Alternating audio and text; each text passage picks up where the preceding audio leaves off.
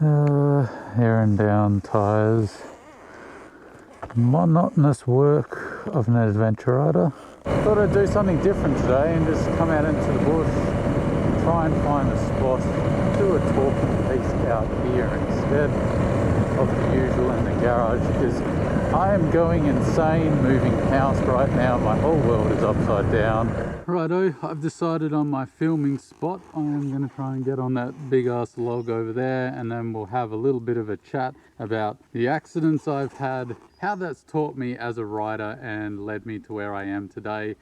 And I've got a good old cup of tea, as any good son of an Englishman would. What better place to enjoy it? Cheers, guys.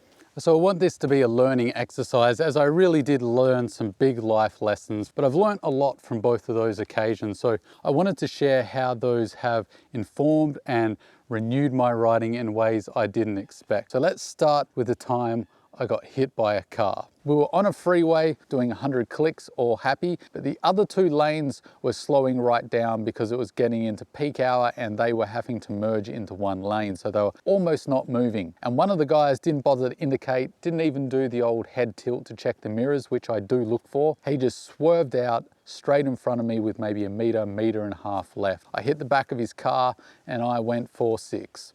The bike flipped quite a few times, hit a concrete barrier and landed on the train tracks. They had to close the train line down, so sorry everyone about that. In that space of flying through the air, I had a few thoughts go through my head. One was, why didn't I be a bit more careful? I really want to come home to my fiance.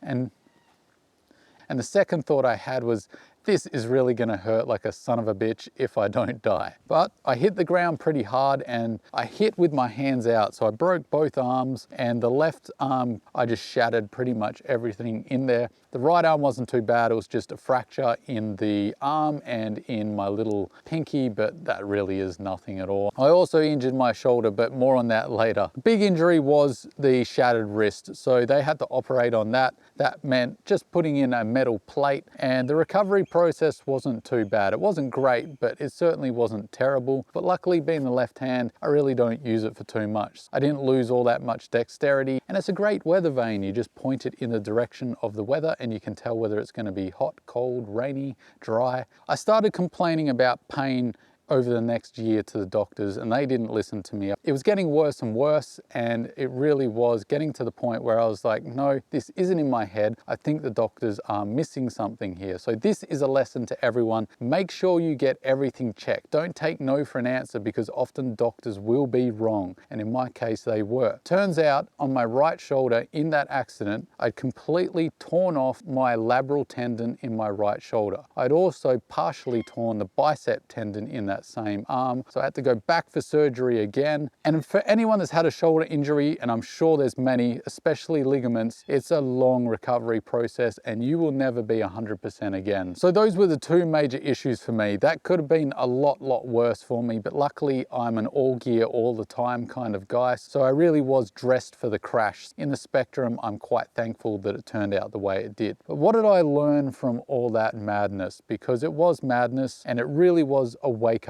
call for me because of where I was at life. I was in my mid-20s, lived for going fast on the motorcycle and being reckless. I was really riding as a selfish rider. And not to say that riding is selfish itself, but you can ride in a selfish way. And I was riding taking massive risks, really asking for trouble. And I was riding in a manner that no one else was waiting for me at home, and that I was an invincible. And I think that's a problem a lot of young blokes have, where we don't think it's going to happen to us. We've got the skills to manage it. What I learned is it does matter. You need to ride for your loved ones. When you hop on that bike, think about your wife, think about your kids, think about your mum and dad. And I'm not saying not to have fun. There's always a time and a place, but don't take unnecessary risks. Now I ride to come home rather than just to have a thrill-seeking experience. From that horrible accident, open up this whole new avenue of motorcycling, this channel, these experiences I've had on adventure trips that I'd never ever change for anything. So if I had my time again, crazy as this sounds, I would choose to be hit by that car, because I would not give up what I now have. So the second injury wasn't quite so serious. It was about a year into my off-road riding. I did what any good adventure rider does. I hopped on a forum and joined a ride, and we got into the single track. I hadn't really done any of that stuff before, and being a competitive bloke stool. You thought I would have learnt from the last accident, but I was still kind of a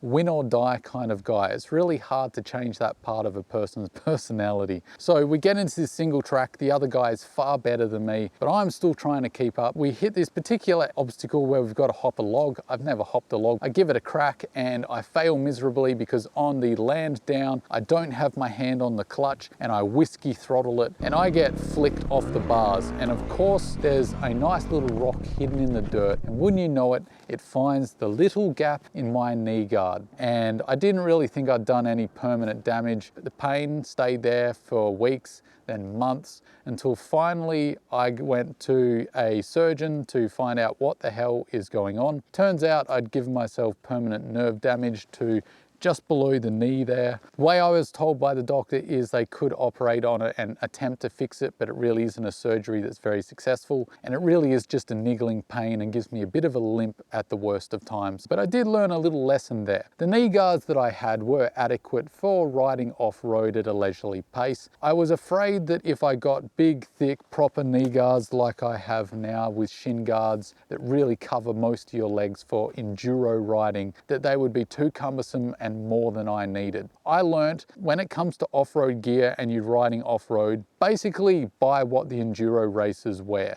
That way you're covered for most injuries. Don't skimp. Comfort's important, but protection is even more important. It might feel cumbersome and silly when you first start riding out. You'll feel like the Michelin man. The MX boots will feel super awkward and you'll question what the hell you've done. But I can tell you, when you crash, you sure as hell will be thankful about it. Get the right gear. One thing I did forget to point out in that video is to ride your own ride. That was a really big lesson that I learned from trying to keep up with that guy and crashing in the footage you saw. If I had kept my own pace, I may have been able to mitigate that whole scenario. And I've learnt this as well out on group rides, that guys who are more experienced, they will respect you more if you just make it to the end of the ride at your own pace, rather than binning it, hurting yourself, becoming a burden, and potentially ruining everyone else's ride as well. So the next one wasn't a crash that happened to me, thankfully, but I was on the ride when it happened. It's the most serious accident I've been involved with off-road. Just a forewarning, if you're squeamish, don't watch this next bit. I'm going to overlay what happens. We were actually doing a pre-ride practice for the Holland track. My mate David, the navigator, he was in the lead. We were loaded up with all our gear. We were fairly confident by then. We've been riding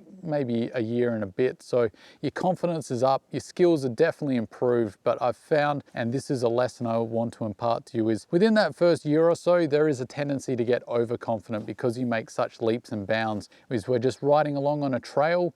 He just lifted his hand to turn on his camera on his helmet and his wheel hit a rut, his handlebars twisted. He went over the handlebars. As his bars twisted, they went straight into his gut and he winded himself. At least that's what we thought happens. Good? Can you hold my butt? You winded? Basically what you're seeing there is what we thought David was winded. It sounded pretty serious. He definitely was in pain, but it actually turned out that he got internal bleeding. We just stopped at the York Hospital because that tumble that you guys will see in my video, Dave has really not been feeling well. He's got abdominal pain.